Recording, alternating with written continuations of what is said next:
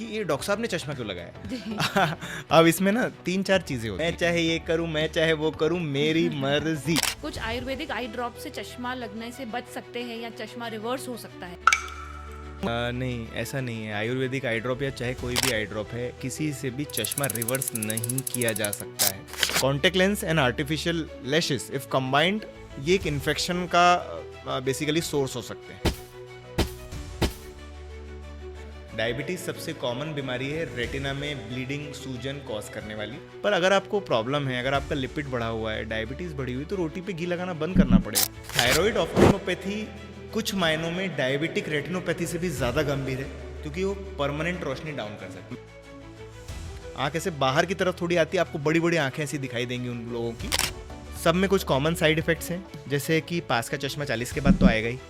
आँख का colour change का भी प्रोसेस आ गया है अब। लेट्स से आपने लेंस लगा रखा है, तो कितना डेंजरस हो सकता है लेंस लगा के? और when she opened her eyes, उसकी एक आंख मेल्टेड थी, मतलब मेल्ट थी, मतलब basically it was white in colour and it was melted.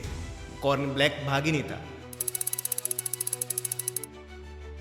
तो अभी भी लोग मेरे पास आते हैं कुछ आईफोन लेके और लेंस डलवा लेते हैं एकदम सस्ता वाला। पेशेंट्स को ये समझना चाहिए कि फ़ोन से ज़्यादा इंपॉर्टेंट आपकी आइज़ हैं।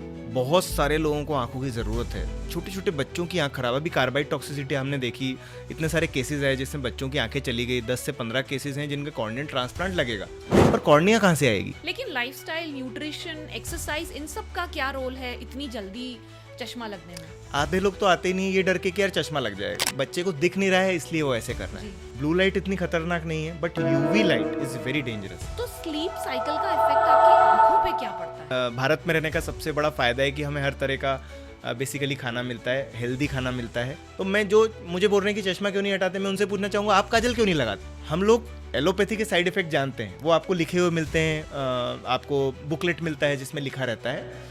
पर आयुर्वेदा के साइड इफेक्ट्स का क्या?